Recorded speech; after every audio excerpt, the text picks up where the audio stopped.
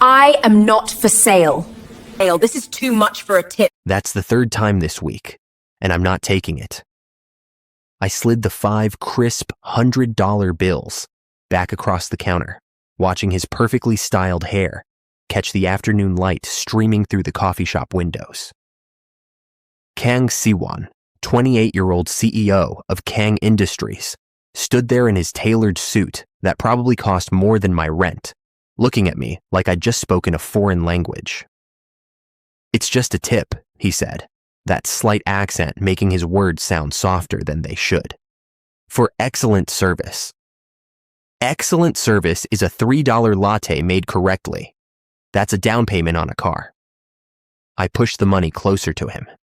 "I don't need your guilt money or your charity or whatever this is supposed to be." My coworker Jasmine nearly dropped the milk frother. The elderly couple at table 4 stopped mid-conversation, but I didn't care. I'd seen this movie before, and I knew exactly how it ended. Siwon's jaw tightened. He looked hurt, maybe. But then it was gone, replaced by that practiced smile wealthy people wore like armor. "It's not charity, Brianna." "Then what is it? Because men like you don't leave $500 tips for a $4 coffee unless you want something." He opened his mouth, closed it, then picked up his money and walked out without another word. Jasmine rushed over the second the door closed. "Girl, have you lost your mind? Do you know who that is?" "Yeah, another rich man who thinks everything has a price tag." But what I didn't tell her, what I couldn't tell anyone, was that I'd noticed the way he looked at me, like I was something rare and valuable, and that terrified me more than anything else.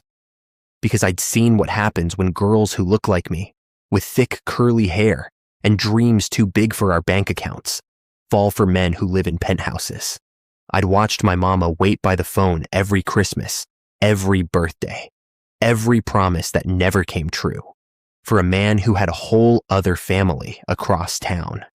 A real family. The one he chose. I wasn't going to be her, not for anyone, not even for a man whose sad eyes made my heart do stupid things I couldn't afford. Hey, welcome back to the channel. Before we continue with Brianna's story, I need you to do me a favor.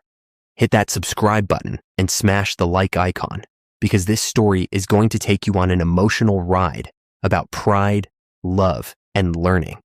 That sometimes the walls we build to protect ourselves can become our prisons. If you're new here, drop a comment and tell me where you're watching from. Now, let's get back to the story, because things are about to get complicated. 6 months earlier, the first time Kang Siwon walked into Brewhaven, I was arguing with the espresso machine.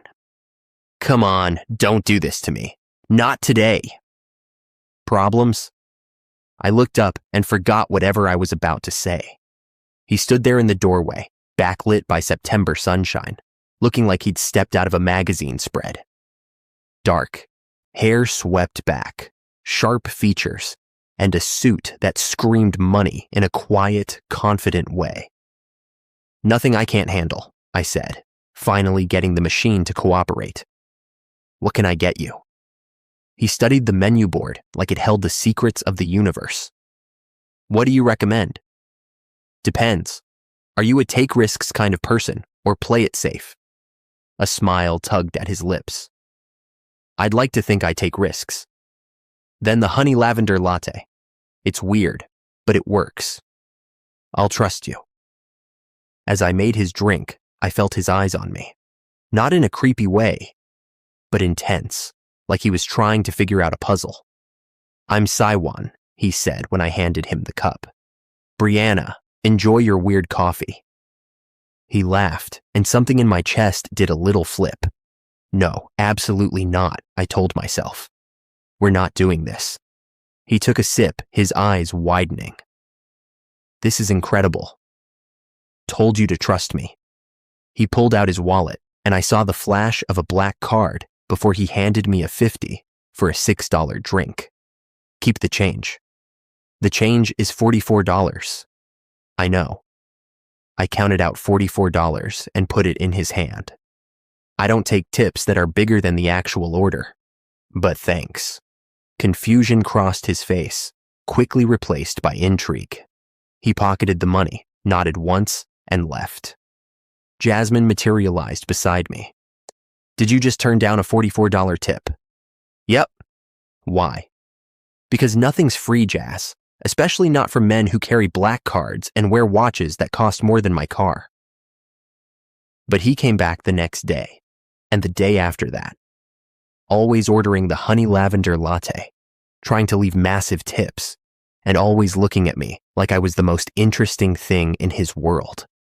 On day 7, 3 dozen roses arrived at the shop. Deep red, absolutely gorgeous, with a card that read, "For the girl who won't take my money." "Maybe you'll take these instead," Jasmine squealed.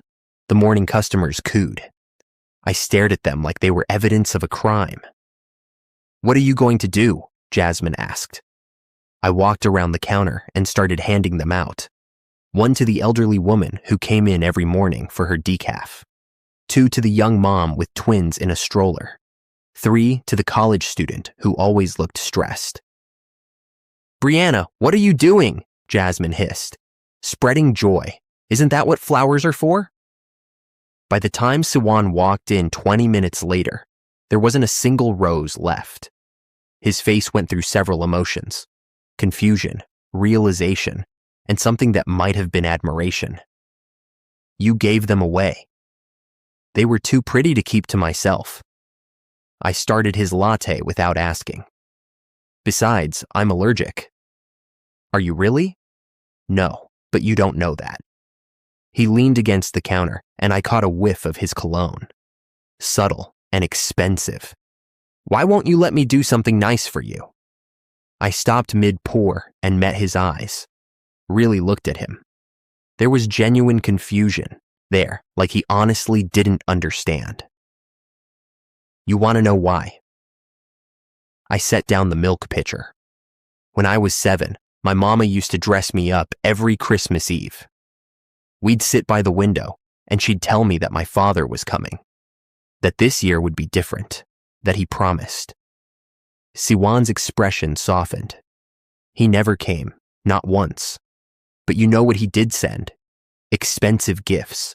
Dolls I was too afraid to play with. Dresses I had nowhere to wear. Money that felt like hush money, like guilt wrapped in pretty paper. I finished his drink and slid it across. "So forgive me if I don't trust nice gestures from men who have everything." I walked to the back before he could respond, before he could see that my hands were shaking. I hadn't talked about my father in years, and definitely not to a customer I barely knew.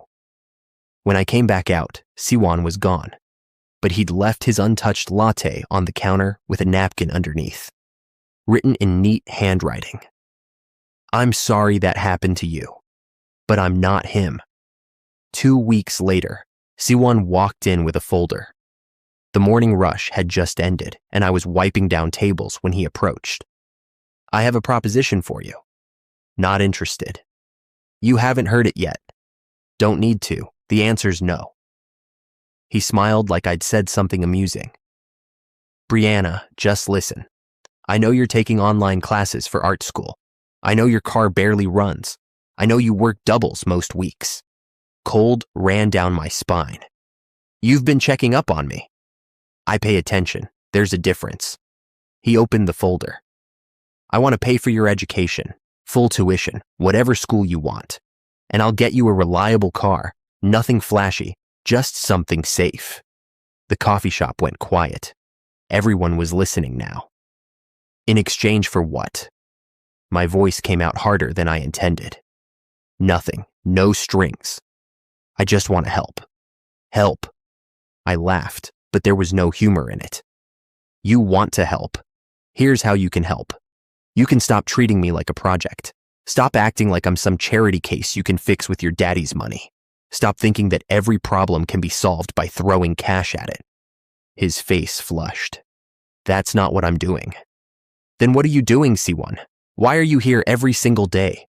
Why the tips, the flowers, the background checks, the grand offers? What do you want from me?"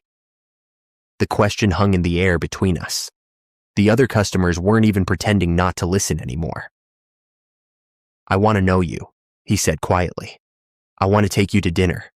I want to hear about your art and your dreams and what makes you laugh. I want a chance. No. Brianna. No, I'm not for sale. Not for tuition. Not for a car. Not for anything. I don't care how lonely you are or how much money you have. Find someone else to fix, someone else to save, someone else to make you feel good about yourself. I picked up the folder and handed it back. We're done here. I walked to the back room, my heart pounding so hard, I thought it might break through my ribs. I heard Jasmine apologizing to him, heard the door chime as he left, heard the customers burst into excited whispers. And I let myself cry for just a minute, because saying no to him felt like closing a door I didn't know I wanted to walk through. But I'd watched my mama wait behind a door that never opened, and I'd be damned if I made the same mistake. That evening, Siwan sat in his penthouse apartment, staring at the city lights through floor-to-ceiling windows. His best friend, Taman, sprawled on the leather couch, playing games on his phone. So let me get this straight, Taman said without looking up. You offered to pay for her school, buy her a car, and she told you to get lost. Essentially, yes. Taman laughed so hard he dropped his phone. Oh man, I like her already. It's not funny. It's hilarious. Do you know how many people would kill for what you just offered? Do you know how many women have literally thrown themselves at you?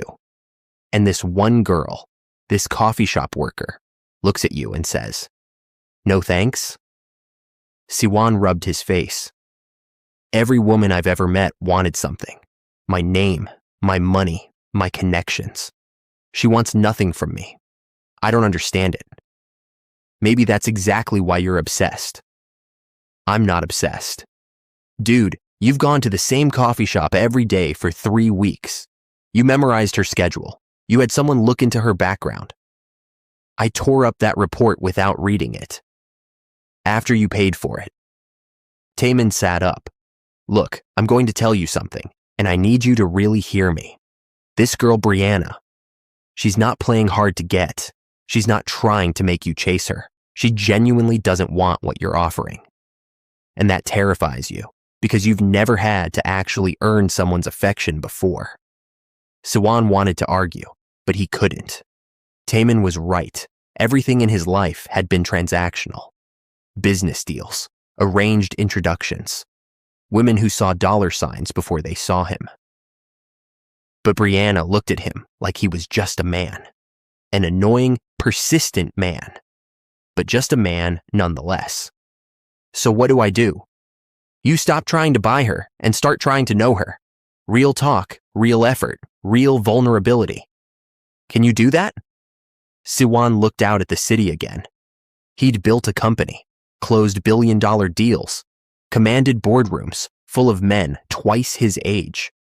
But sitting across from Brianna and being genuinely himself, that might be the scariest thing he'd ever attempted. 3 days later, Siwan was driving home from a late meeting when he saw her. Brianna stood beside her broken-down car on a side street, rain pouring down, phone pressed to her ear. He pulled over before he could think twice. Need help? She looked up, rain streaming down her face, and he saw her jaw tighten. I'm fine. Tow truck's coming. In this weather, that could take hours. Then I'll wait hours. He should have driven away, should have respected her clear desire to be left alone. But the rain was getting worse, and she was shivering despite her jacket. At least wait in my car where it's dry. No. Brianna, come on. You're going to get sick. I'd rather get pneumonia than owe you anything. The words stung more than they should have. He nodded, pulled his car into a parking spot 20 feet away, and turned off the engine. What are you doing? She called out. Waiting. For what? For your tow truck, making sure you're safe. I don't need you to do that. I know, I'm doing it anyway. They stayed like that for 2 hours. Her standing in the rain, stubbornly refusing shelter. Him sitting in his car, refusing to leave. By the time the tow truck finally arrived, they were both soaked and miserable. As the truck driver loaded her car, Brianna walked to his window. He rolled it down. "You're an idiot," she said. "Probably. You didn't have to wait." "I know." Something in her expression softened just a fraction. "Why do you keep doing this? Why do you keep showing up?" He wanted to say something smooth, something that would make her smile. But Taman's words echoed in his head. Real vulnerability. "Because when I'm with you, I feel like a person, not a name, not a bank account, not the heir to anything. Just Siwon. And I haven't felt that way in a really long time." She stared at him for a long moment, rain dripping from her curls. Then she stepped back. "Good night, Siwon." "Good night, Brianna." He watched her get into the tow truck, watched it drive away, and sat there for 10 more minutes in his wetsuit, wondering why doing the right thing felt so much like losing. The next morning, Jasmine cornered Brianna in the storage room. "We need to talk. If this is about Siwon." "It's absolutely about Siwon. Bri, that man sat in the rain for 2 hours last night just to make sure you were safe. Do you know how rare that is? He probably wanted to feel like a hero. Or maybe he actually cares about you." Jasmine crossed her arms. "Look, I get it. I know what your mom went through. I know why you're scared, but you're punishing him for what another man did." "I'm protecting myself." "No, you're hiding. There's a difference." Jasmine softened her voice. "He shows up every single day. He doesn't push when you say no. He waited in the rain just to know you got home safe.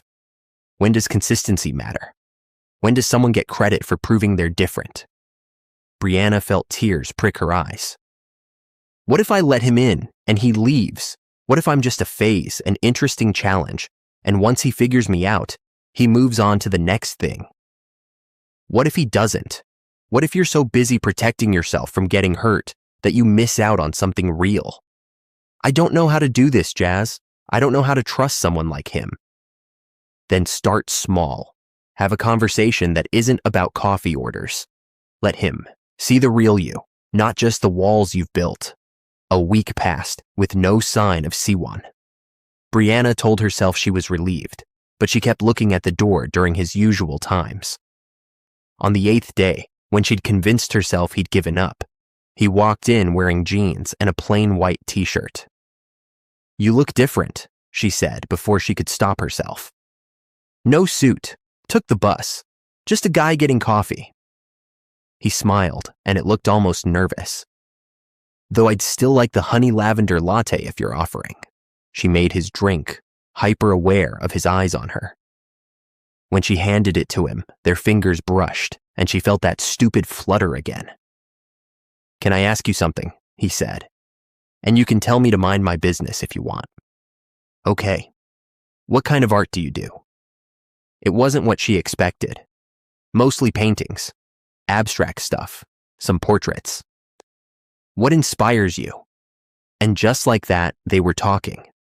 Not about money or gestures or rejection, but about art and color theory and how she saw the world differently when she had a brush in her hand. He listened like every word mattered, asked questions that showed he was actually paying attention. "I'd love to see your work sometime," he said, "if you'd want to show me." Maybe. The word was out before she could think about it. "Maybe sometime." His whole face lit up. "Yeah? Don't make it weird. I'm going to try really hard not to." Over the next 2 weeks, it became routine. Siwon would come in. They'd talk while she worked. He told her about growing up in a mansion where the staff knew him better than his parents did. She told him about how she used to draw on napkins during her mom's long shifts as a nurse. He made terrible jokes that shouldn't have been funny, but somehow were. She found herself smiling more than she had in months.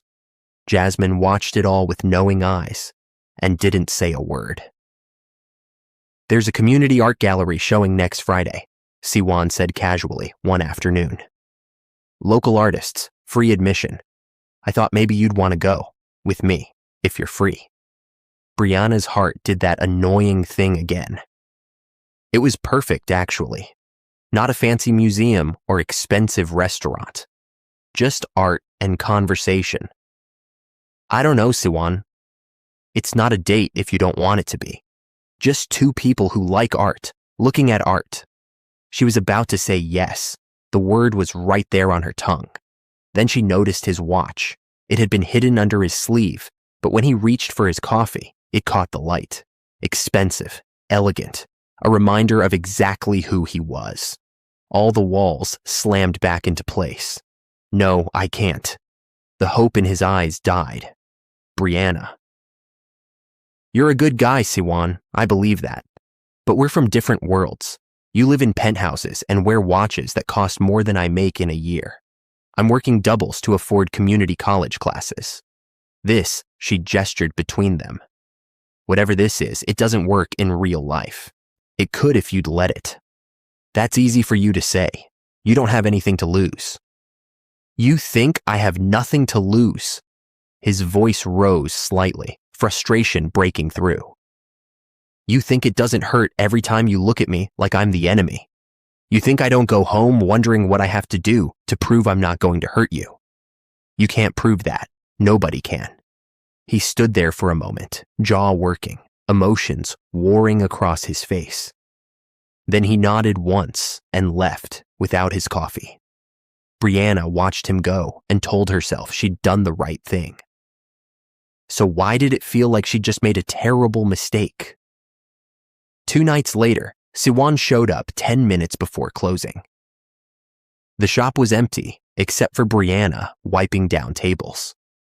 We're about to close, she said quietly. I know, I just need 5 minutes.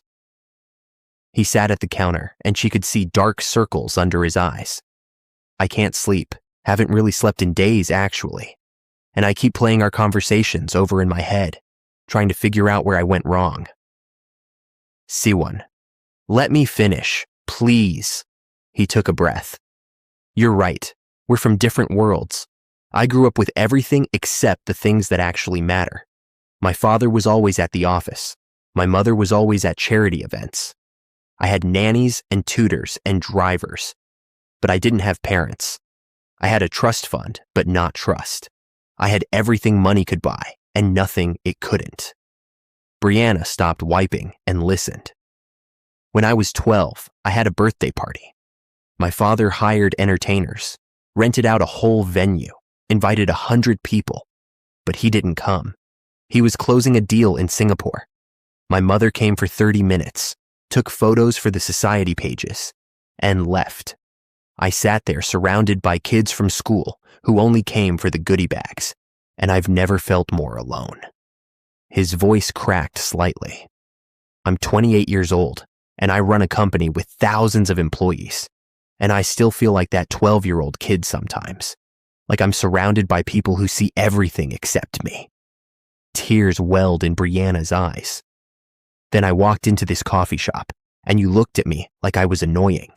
Not impressive, not useful, not worth sucking up to, just annoying.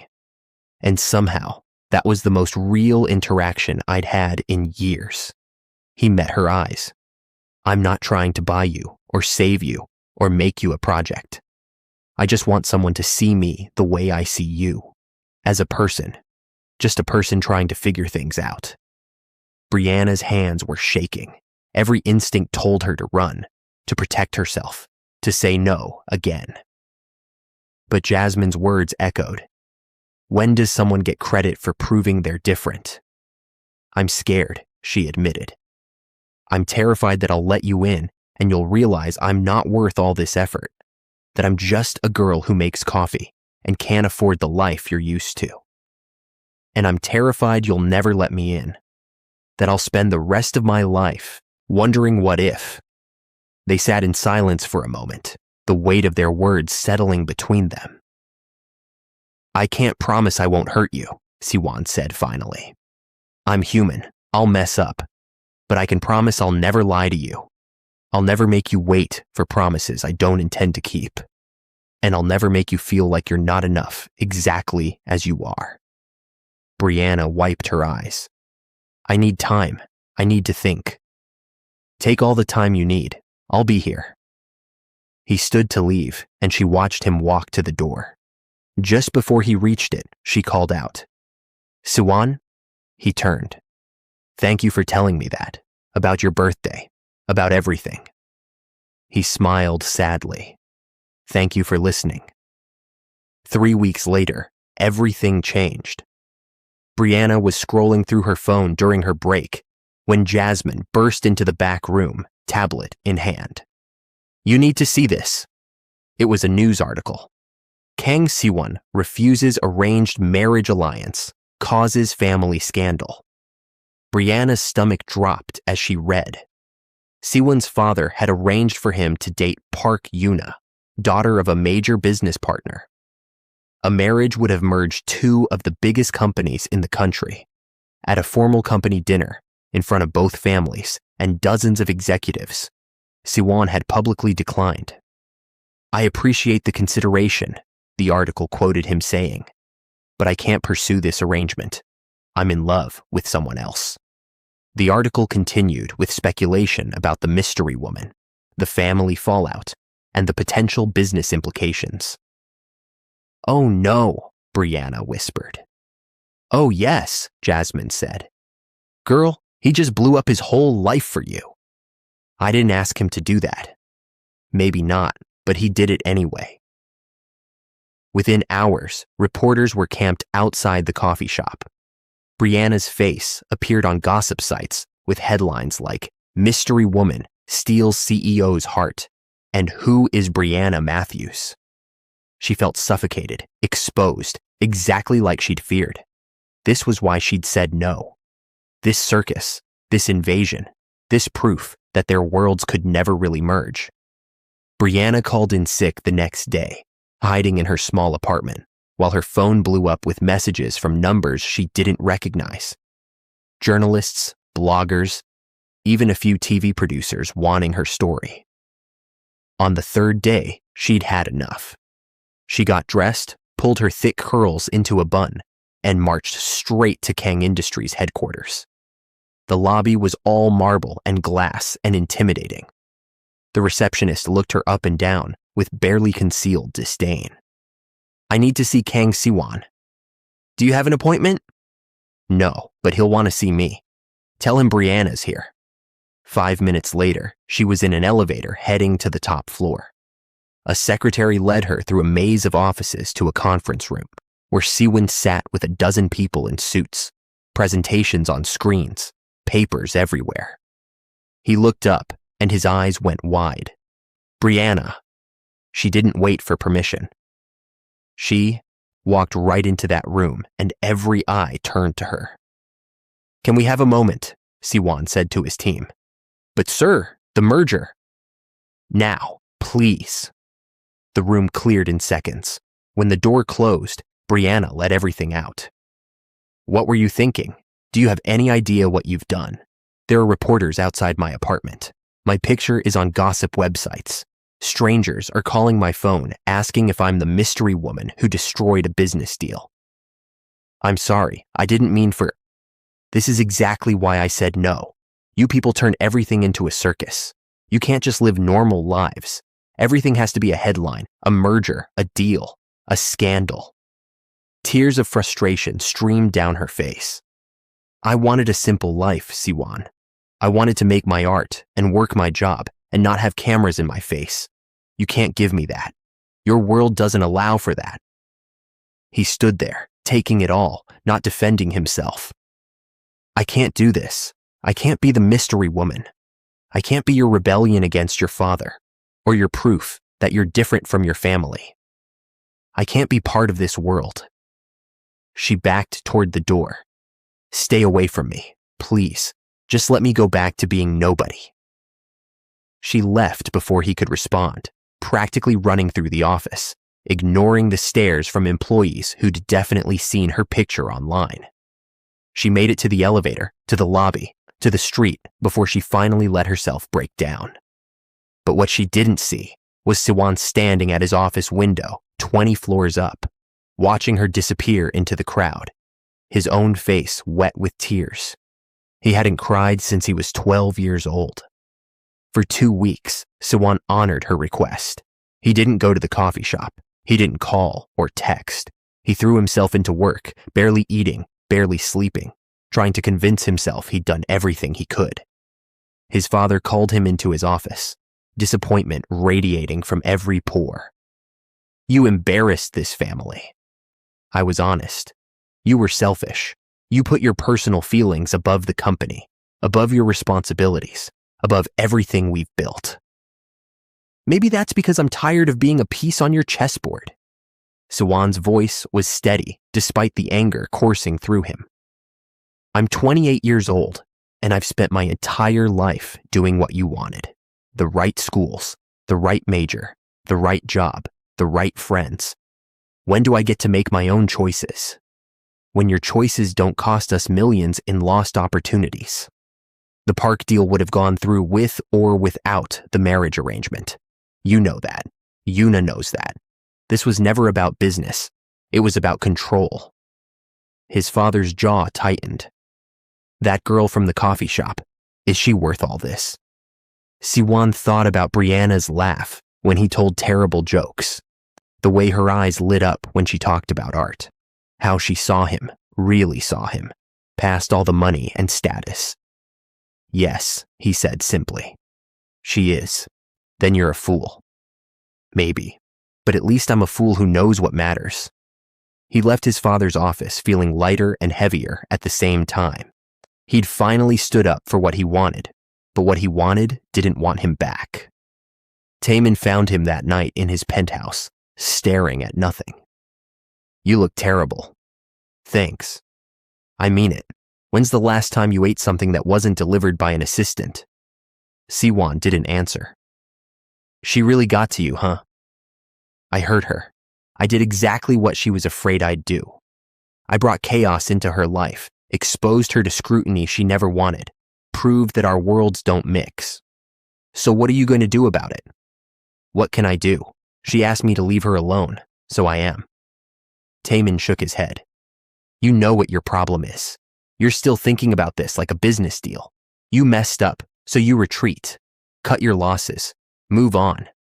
But that's not how relationships work, man. You fight for what matters. You show up. You prove you're serious." "She doesn't want me to show up. She doesn't want the circus. She doesn't want the media. She doesn't want her life turned upside down. But maybe, just maybe, she still wants you. The real you. Not CEO Kang Siwan with the headlines and the scandals. Just Siwan. The guy who waited in the rain, who listened to her talk about art, who made her laugh despite herself." Siwan looked at his friend. "What if I show up and she rejects me again? Then at least you'll know you tried everything, but giving up because you're scared. That's not the guy who turned down an arranged marriage in front of his entire company. That guy had courage. Find him again." 2 weeks later, Siwan's father forced him to attend the annual Kang Industries charity gala. 500 people, all the major families, business partners, and society elite. His father had also invited Park Yuna as his date, a not-so-subtle message about second chances. Siwan went through the motions, shaking hands, making small talk, feeling hollower by the minute. Yuna was perfectly pleasant, perfectly polished, perfectly wrong. Every conversation reminded him of what he'd lost, what he'd ruined. What he didn't know was that the event organizers had also invited local artists to display their work, hoping to bridge corporate wealth with community art. And Brianna, needing the exposure and the potential sales, had reluctantly agreed to show 3 of her paintings. She'd convinced herself she could do this. Set up her pieces, smile at potential buyers, avoid the main event. But an hour into the evening, she saw him across the gallery space, laughing with Yuna, surrounded by people in clothes that cost more than her rent. And something in her chest cracked, because he looked fine. He looked like he'd moved on, like their whole messy situation had been just a blip in his carefully curated life. She told herself she was relieved, told herself this was proof she'd been right to push him away. She was packing up her unsold paintings, ready to leave early, when she heard her name. Siwon stood a few feet away, Yuna on his arm. 3 people she didn't know watching the interaction with interest. Siwon, she said, trying to keep her voice steady. Brianna, I didn't know you'd be here. Yeah, well, apparently my art was local enough to qualify. Awkward silence stretched between them. Yuna looked between them with polite confusion. The others waited for him to explain. Everyone, this is Brianna. She works at Brewhaven, the coffee shop near my office. The coffee shop. Not the woman I love, not the person who matters, just the girl from the coffee shop. Something inside Brianna froze, then shattered. Right, just the coffee girl. She forced a smile that didn't reach her eyes. Congratulations on everything. You two look great together. She turned back to her paintings, hands shaking, willing them to leave. After a moment, she heard their footsteps fade away, heard Siwon's voice mixing with the crowd, heard the party continue like nothing had happened. Tears blurred her vision as she wrapped her paintings. She'd been right all along. She was just a phase, an interesting diversion. Now that the scandal had died down, he could go back to his real life with appropriate people like Yuna. She told herself it didn't hurt, but it did. God, it hurt. 30 minutes later, Siwon stood at the microphone, supposed to give his annual speech about corporate responsibility and giving back to the community. The words were written, vetted, perfect. He just had to read them. But as he looked out at the sea of faces, all he could see was Brianna's expression when he had called her the girl from the coffee shop. The hurt she'd tried to hide, the way she'd shut down right in front of him. He'd done it to protect himself, to prove to his father and Yuna and everyone watching that he'd moved on, to show that he could be the CEO they expected him to be, to rebuild the walls he'd torn down, and in doing so, he'd become exactly what Brianna feared he was, a man who could dismiss her, a man who could pretend she meant nothing. He started reading the speech, got 3 sentences in. Then he saw her at the back of the room, carrying her paintings toward the exit, trying to leave quietly without drawing attention. Something in him shattered. His voice cracked mid-sentence. He stopped reading. 500 people stared at him in confused silence. I'm sorry, he said, voice barely above a whisper. Then louder.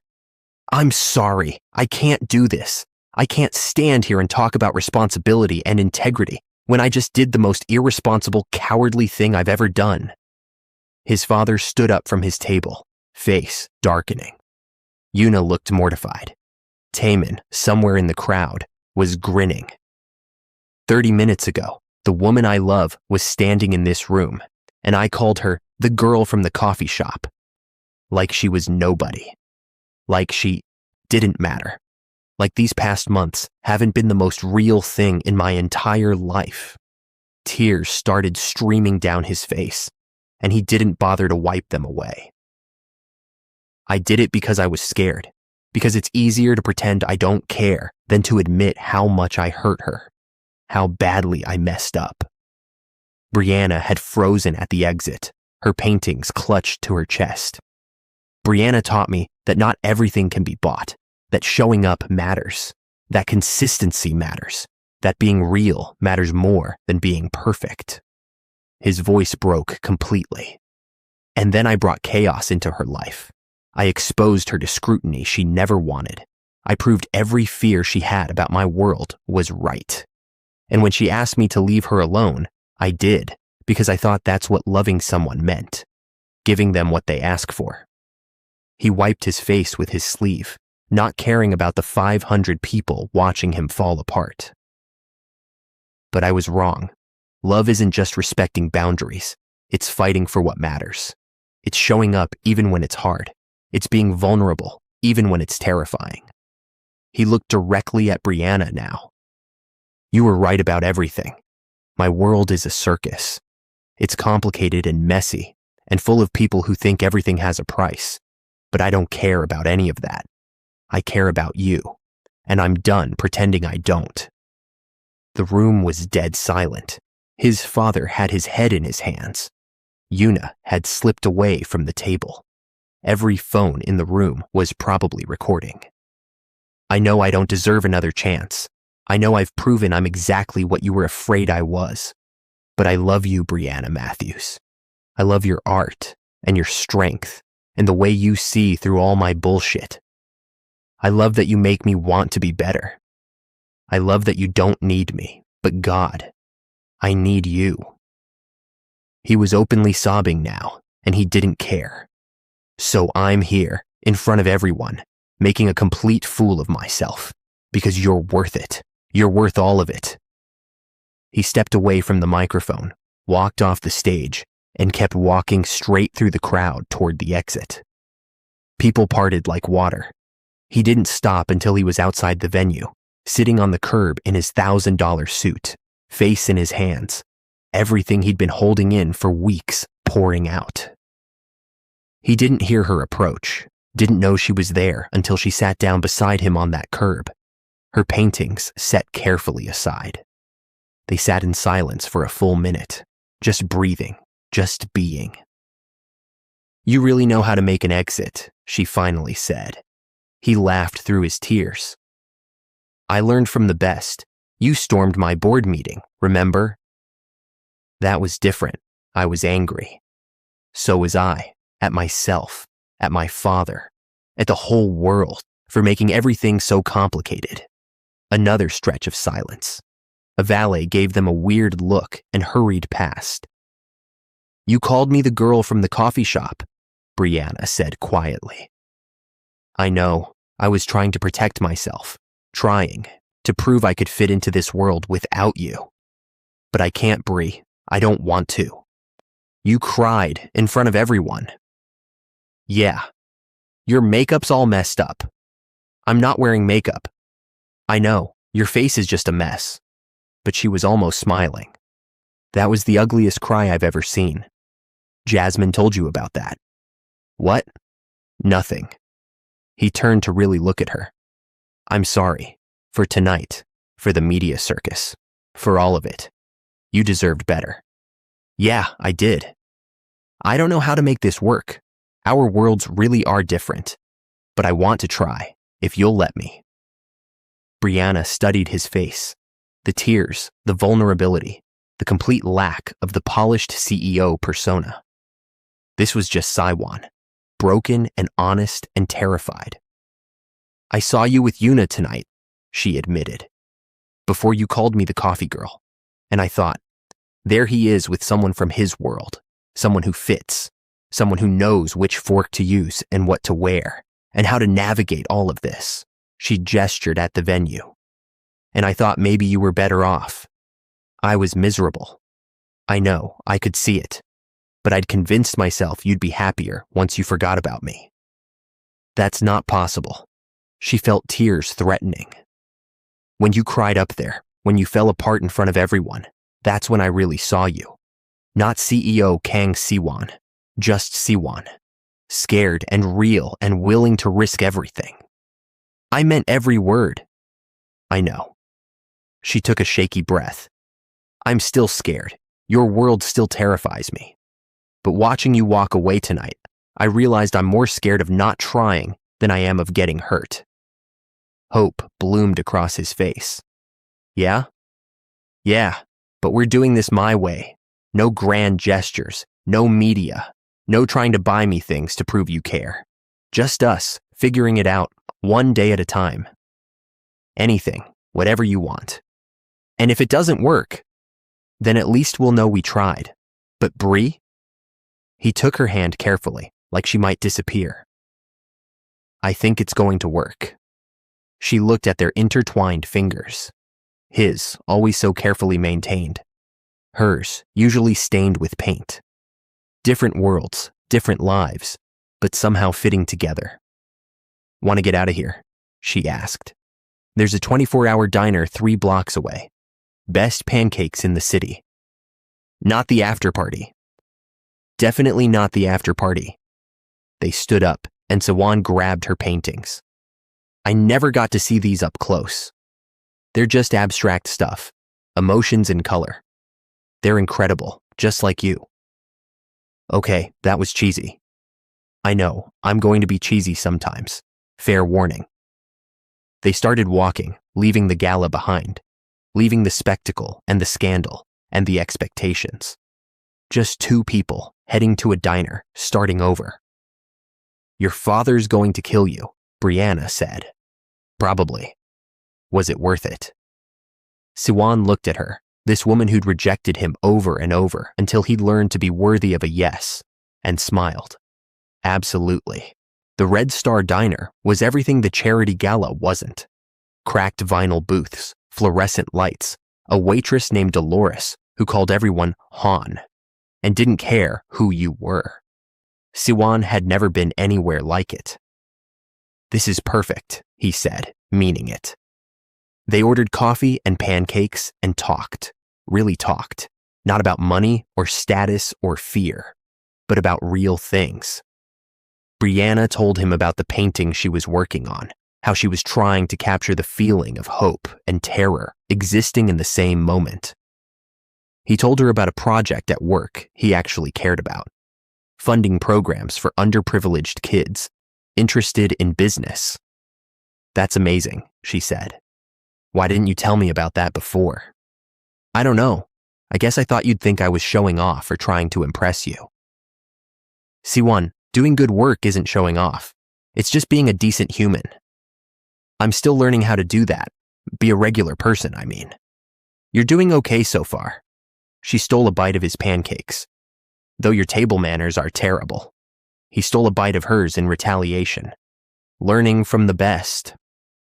Dolores refilled their coffee, gave them a knowing look, and shuffled away. Can I ask you something? Siwan said. What made you come outside tonight? After everything I said, you could have just left. Brianna traced patterns in the condensation on her water glass. When you started crying, I saw my mom. Not because you're like her, but because I finally understood what she felt. She loved someone who couldn't choose her. But you, standing up there in front of everyone who matters in your world, you chose me. Loudly and publicly. Without hesitation. I should have done it sooner. Maybe. But maybe we both needed to fall apart first. I needed to see you vulnerable. You needed to stop trying to be perfect. Sometimes things break so they can heal properly. They stayed until sunrise, watching the city wake up through the diner windows, talking about everything and nothing.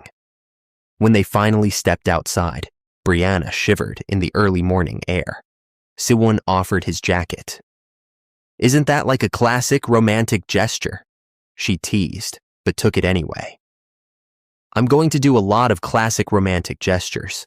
You should prepare yourself. As long as they don't cost thousands of dollars, I can handle it. He hailed her a cab, paid the driver, and then stepped back before she could protest. Can I see you tomorrow? He asked. Or today, technically. Later today. I work the morning shift. I know, I'll be there. Siwan, you don't have to come to the coffee shop every day anymore. You proved your point. It's not about proving anything. I like being there. I like watching you work. I like our conversations. I like the terrible music you play. Is that okay? She smiled, genuine and warm. Yeah, that's okay. The next morning, Siwan showed up at Brew Haven during the breakfast rush. No suit, just jeans and a hoodie. He, Chabd, waited in line like everyone else, ordered his honey lavender latte, and sat at the counter doing work on his laptop. Jasmine nearly dropped a pitcher of milk. Is this real life? Apparently, Brianna said, trying not to smile too wide. Between customers, she and Siwan talked. Nothing deep, just easy conversation.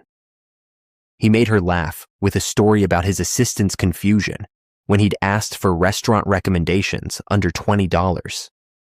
She told him about a customer who'd tried to pay for coffee with a poem. It felt normal, different from before, because now there was no pretense, no game, no walls. Just two people who liked each other, figuring out how to exist in the same space. Over the next week, they fell into a rhythm. He'd come to the coffee shop, sometimes staying for hours, sometimes just grabbing a drink and leaving with a smile. They had their first official date at a painting class in a community center. Siwan was terrible at art. "I think your tree looks drunk," Brianna said, barely containing her laughter. "Trees can be drunk. Maybe it ate fermented apples." "That's not how trees work." "You don't know. You're not a tree." She laughed so hard she got paint on her face, and he reached over to wipe it off without thinking. And they both froze as his thumb brushed her cheek. Then she kissed him, right there in front of a dozen strangers and their terrible paintings. And it was perfect. 3 months in, Siwan's father demanded to meet Brianna. The summons came through his assistant, formal and cold. Brianna wanted to refuse, but Siwan assured her it would be okay. "He just needs to see that you're real, that this isn't a phase." "What if he hates me?" "Then he hates me too, because we're a package deal now." They met at the Kong family home, a sprawling estate that made Brianna's stomach clench with anxiety. She'd worn jeans and a nice top, refusing to dress like someone she wasn't. Siwan's father sat in a study that looked like it belonged in a museum. He studied Brianna with sharp eyes that missed nothing. "So you're the woman who turned my son into a spectacle. With all due respect, Mr. Kong, your son made his own choices. Choices that cost this family millions in potential partnerships. Partnerships built on arranged marriages and business deals instead of actual compatibility. Yeah, I guess I did cost you that." Brianna felt Siwan tense beside her, but kept going. "I don't want your son's money. I don't want his name or his status or his connections. I want his Tuesday mornings when he's half asleep and makes terrible jokes. I want his honest thoughts about the world. I want the person he is when no one's watching, when there's no deal to close or impression to make." Mr. Kang's expression didn't change. "And what makes you think you're good enough for that?" "I don't think I'm good enough. I think we're figuring it out together. But here's what I know. I see him. Not CEO Kang Siwan. Not the heir to your empire. Not a name in a business journal. Just Siwan. And he sees me the same way. If that's not enough for you, if you need someone who fits into your world perfectly and knows all the rules and never causes problems, then that's your loss, not mine. Because your son is the best person I know, and he deserves to be with someone who loves him for who he is, not what he has." Silence filled the study. Siwan's hand found hers under the table, squeezing gently. Then, impossibly, Mr. Kang smiled. Just slightly, but definitely a smile. "You have courage, and you're not intimidated by money or status. Those are rare qualities." He leaned back in his chair. "I don't have to like this situation. I don't have to approve of how it happened. But I can see that my son is happier than he's been in years. That counts for something." "Does that mean," Siwan started, "it means I'm not going to stand in your way." But he fixed Brianna with a stern look. "If you hurt him, money and status won't protect you from me." "Fair enough. Same goes for you if he hurts me." Mr. Kang actually laughed. "I think I'm beginning to understand what he sees in you." They left an hour later, Brianna's hands still shaking with adrenaline. "You threatened my father," Siwan said, sounding awed. "He threatened me first." "You're incredible." "I'm terrified. I need pancakes." Diner. 1 year later, Brianna stood behind the counter at Brew Haven, making a honey lavender latte without needing to ask who it was for. Siwan sat at his usual spot, papers spread out, occasionally looking up to catch her eye and smile. It had been a year since that night at the gala, a year of figuring out how to merge their worlds without losing themselves. They'd had fights about his tendency to solve problems with money, about her stubborn refusal to let him help even when she needed it. They'd learned to compromise, to communicate, to choose each other every single day. Brianna had enrolled in art school, paid for with a combination of her savings, scholarships, and a grant program Siwon's company funded, but had nothing to do with selecting recipients for. Siwon had started spending less time at the office and more time on projects that actually mattered to him. His father had slowly warmed to Brianna, especially after she'd refused to be seated in the family box at a charity event, insisting on sitting with the regular attendees. She keeps him humble, he'd told Taemin. That's valuable.